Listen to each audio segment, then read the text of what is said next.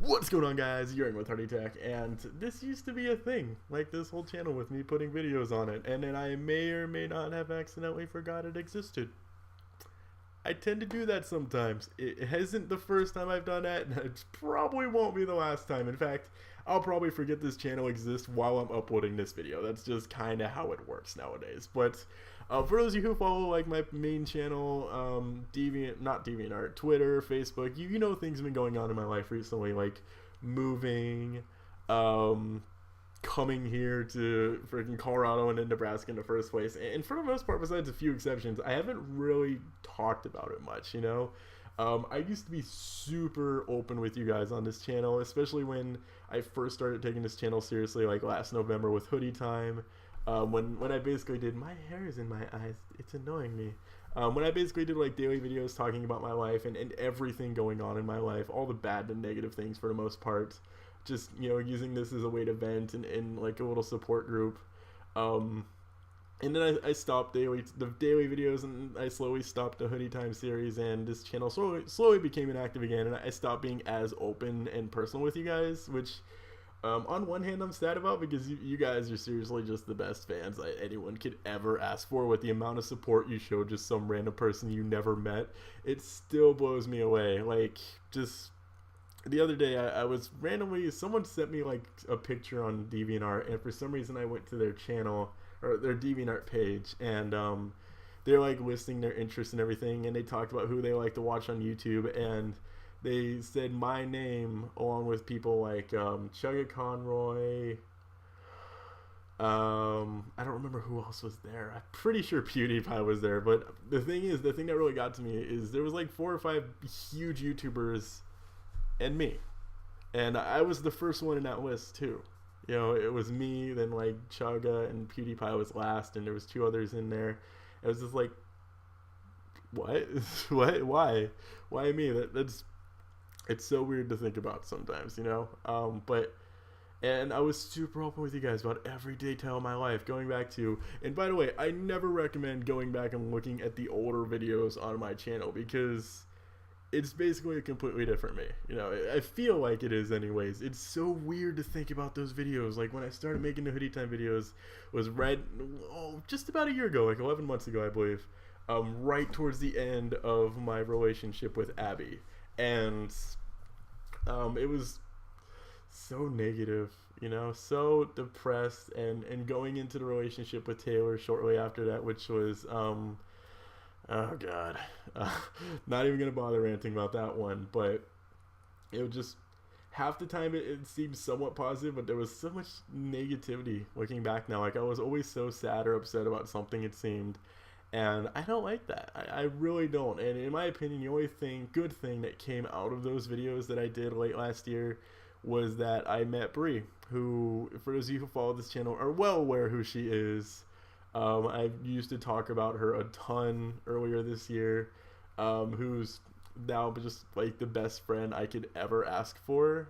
And I met her, you know, she started talking to me because she saw the videos where I was talking about Abby, and we were going just the beginning stages of that breakup. And you know, she's like, you look like you could use some support. And the thing is, Brie is super shy. Like, she doesn't talk to anybody, and she like went out of her bubble to talk to me, and I don't know how she feels about it, but I feel like that's just one of the luckiest and best things that's happened to me, that just the fact that she took that risk to come talk to me, because I've never met anybody as so like comforting and friendly and open and just like always there for you, like no matter what, as Brie is. It's just, I could never ask for a better friend in the entire world. So that in my opinion, that's the only good thing that came out of those early videos.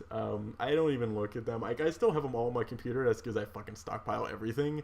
But I was so negative, and I was thinking about a video I did. I think it was either right around my birthday last year, or it was right around New Year's, when I was talking about 2013. And I was talking about my 18th year of life, and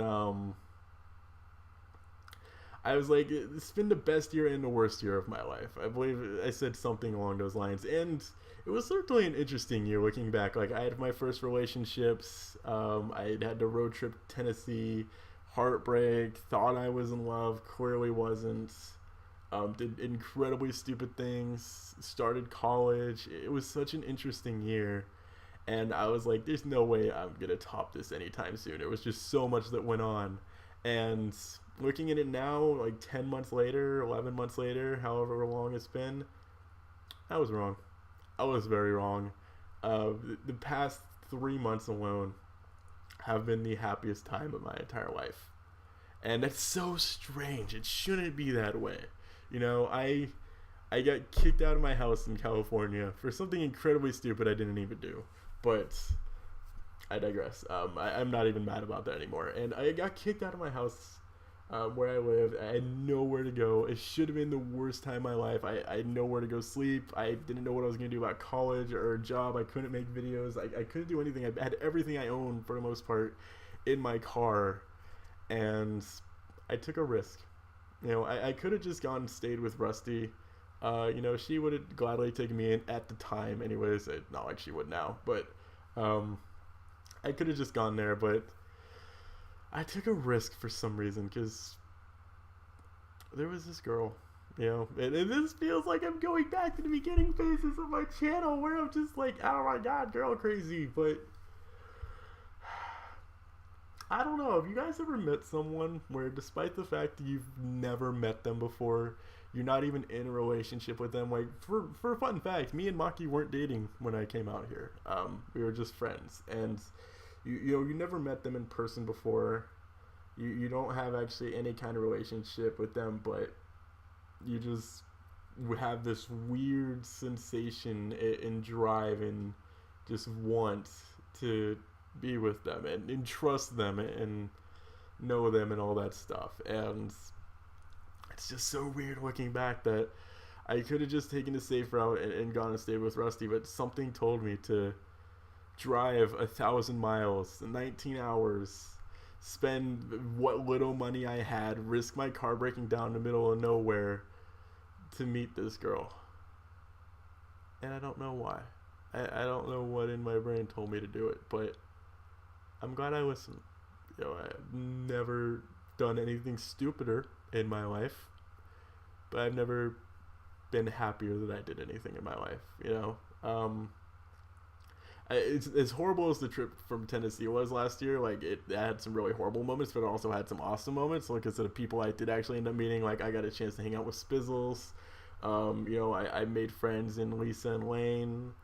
And the horrible shit that happened with Pepper, but we don't talk about that shit because fuck her. But that was nothing, you know, compared to this. If this didn't work out, we didn't even know for sure I'd have a place to stay when I got here, because she was just like, no, come here, not even realizing like there wasn't really a place for me to stay there. But I took the risk. I took the risk that something would work out, and best decision of my life, because I'm not tearing up, by the way. My eye legitimately just itched. Best decision of my life I've ever made. That's all I could ever say. You know, we got here, and her family just made me feel welcome. They made me feel like I was part of the family. I don't know why they saw me and they just accepted me. They're just like, yeah, you could be one of us. It was really cool for the most part. You know, I know I felt like a baller the entire time I was there, but I was originally supposed to be there for one night. Turned into 2 months, so I guess they couldn't be too upset. I mean, they didn't kick me out. I mean, that's a plus, right? They could have easily just said, you know, you can go now, but I think they understood. You know, they know I got kicked out. I don't know if they realized that Maki and I had never actually met before. I don't know if they knew that part. I'm assuming they did because they knew I came from California. But they knew my situation. They saw, I guess they felt bad for me or something. I don't know. But they saw I was motivating, you know, I was going out trying to get work. Doing all this stuff, helping out around the house whenever I could, just trying to show my gratitude and support. And I guess I won them over, which is awesome, because if not, this would be a completely different situation. Like, originally I was gonna be able to stay that one night, and then I was supposed to go stay in like hostels or something, which are like super dirt cheap motels that are really, really crappy. They're like $20 a night or something, and you share a room with like 50 people. I don't know exactly how they work. Luckily that didn't happen. They ended up like clearing out their sewing room and being like, you can sleep here on this shitty air mattress, which I'm still sleeping on, and I fucking hate air mattresses. So uncomfortable. But especially after 3 months. I have been putting air in it, don't worry. But I've just, as incredibly stupid it was to come out here, like I said, it's been the best thing I've ever done in like my entire life. So happy and proud of myself for making that decision. And I'm very glad I listened to that voice in my head that told me to follow Maki, to go see her, because she's fucking perfect, guys, I swear. Her family is so amazing. We went and played board games with her sister tonight, and not like sorry kind of board games. We played Agricola, I believe it's called. It's like I'm not really sure how to describe it. We played games called Zombie Side. They're just super awesome. Her mom is, I swear, one of the most like amazing people I've ever met. She would help me try to find work. She's just so caring.